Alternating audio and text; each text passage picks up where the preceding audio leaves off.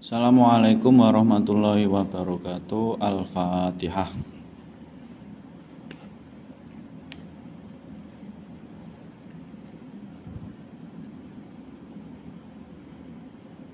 Qala al-musannifu rahimallahu ta'ala wa nafa'ana bihi fid dharaini. Amin.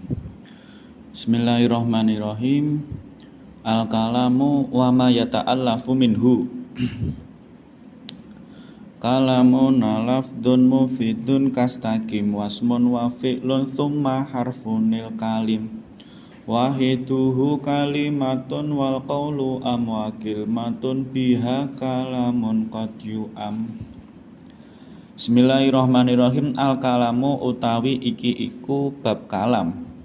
Wa malan perkara ya ta'allafu kang tersusun apa ma tersusun minhu saking kalam. Kalamuna utawi kalam menurut ahli nahwu lafdun iku lafat mufidun kang berfaedah kastakim kaya lafat istakim.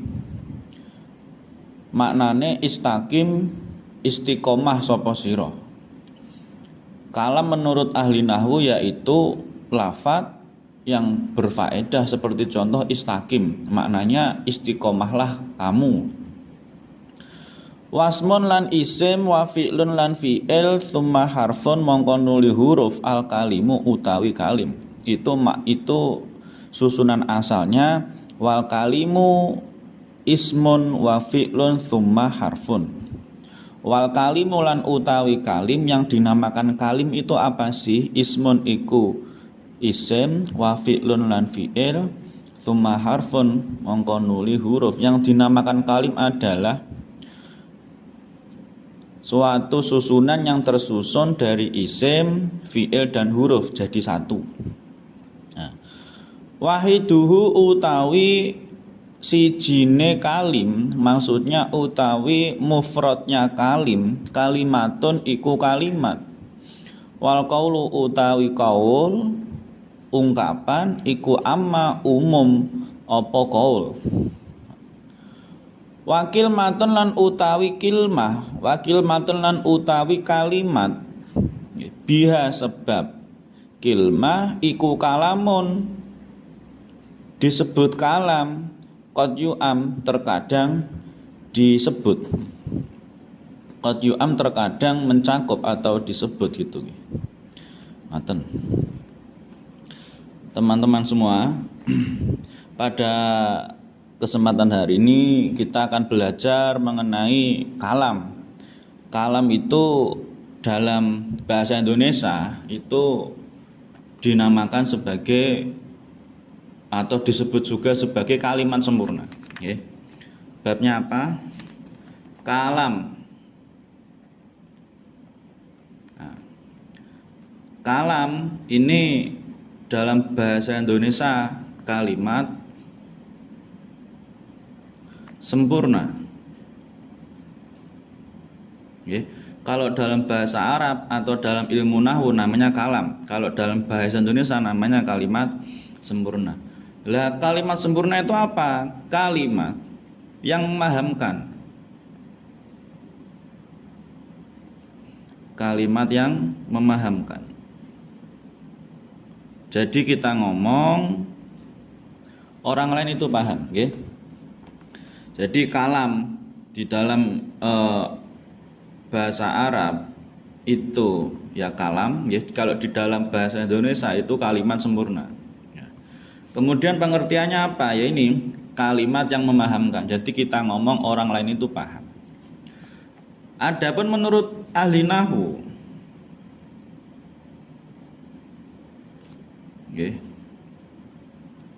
yang dinamakan kalam itu apa? Suatu lafat lafdun mufidun, lafat yang berfaedah.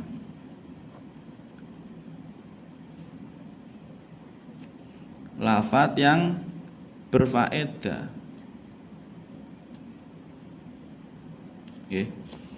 Menurut ahli nahwu yang dinamakan kalam itu apa? Lafdun mufidun.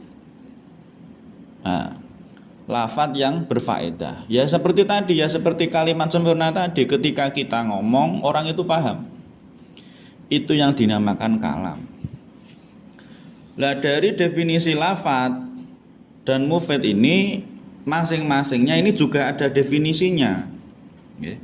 Yang dinamakan lafadz itu apa? Lafadz itu apa? Lafadz adalah as-sautu al-mustamilu ala ba'dil hurufi al-hijaiyati.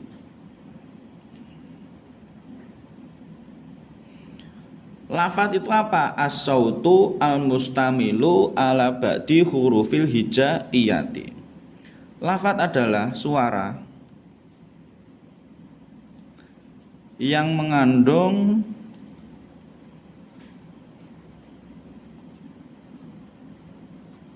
sebagian huruf hijaiyah.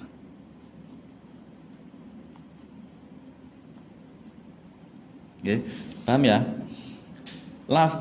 Lafadz itu apa? As-sautu al-mustamilu ala ba'di hurufil hijaiyati.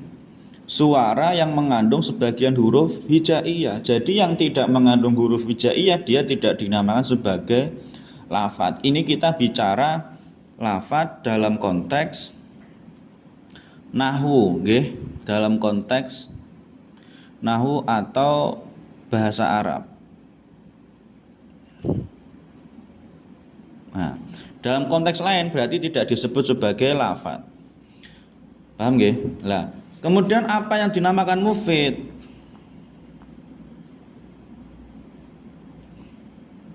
Mufid itu apa? Mufid itu memahamkan. Ya, segini baik, memahamkan.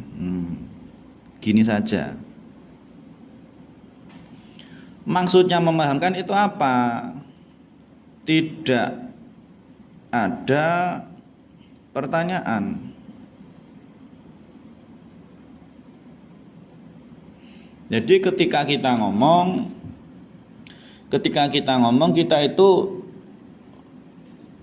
bisa memberikan kepahaman kepada orang lain. Contohnya gini, contoh yang pertama dulu lafadz. Contoh lafadz itu seperti ini.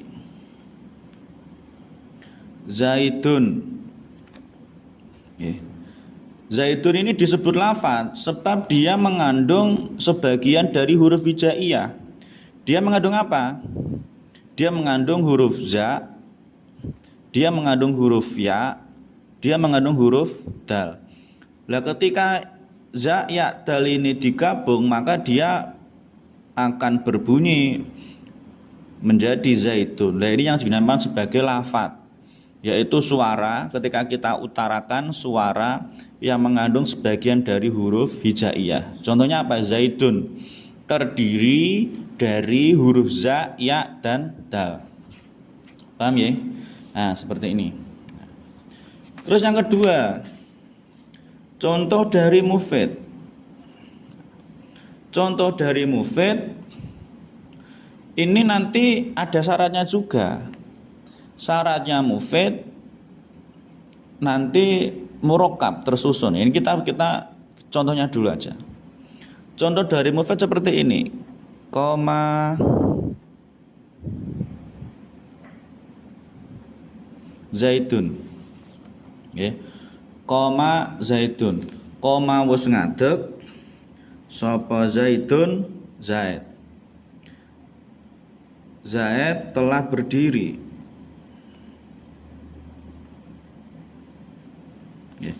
Ini ya, namanya mufid. Namanya mufid. Ketika kita bilang Zaid telah berdiri, saya kira sudah sangat memahamkan gitu loh. Kecuali orang yang memang agak kurang, maka dia susah untuk memahami. Ketika ada orang bertanya Zaid lagi apa, Zaid sedang apa, oh Zaid telah berdiri. Nah, itu kan sudah memahamkan. Zaid telah berdiri. Zaid adalah orang yang berdiri atau apalah itu, saya kira sudah memahamkan. Nah, dalam contoh koma zaitun ini itu sudah termasuk dalam mufid. Sebab apa? Yaitu dia memahamkan. Nah, dalam lafadz koma zaitun ini itu juga disebut sebagai kalam, kalimat sempurna. Kenapa? Karena koma zaitun mengandung lafadz dan dia mufid, dia ada lafalnya, dia juga memahamkan. Gitu. Paham ya?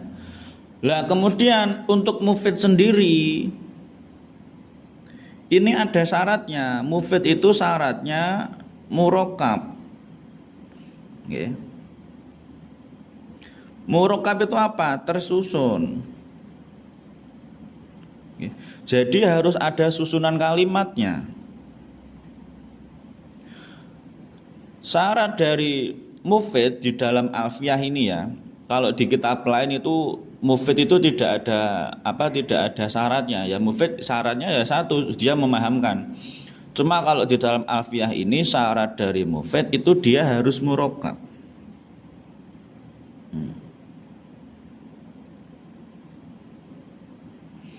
Syaratnya mufid murakkab, dia harus tersusun. Lah tersusun itu gini, tersusun itu ada beberapa macam. Kita ambil dua macam saja ya.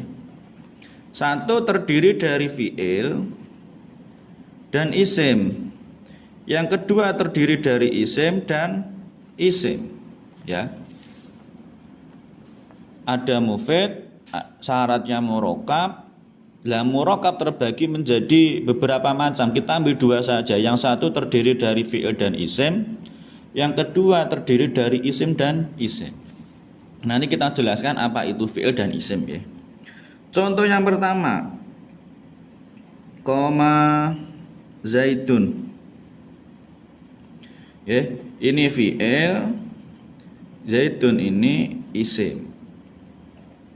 Contoh yang kedua, zaitun qaimun. Zaitun ini isim, qaimun ini isim, ya. Lah, dua contoh ini mengandung murakkab.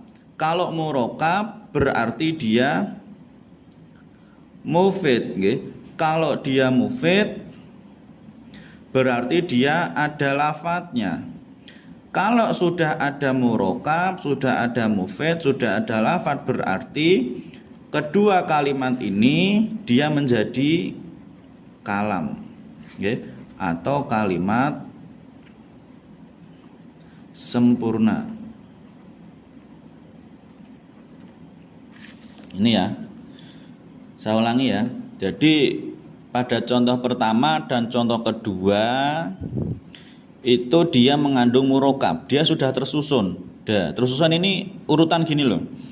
Ada fi'il, ada isim, ada fi'il, ada isim, ya, itu tersusun.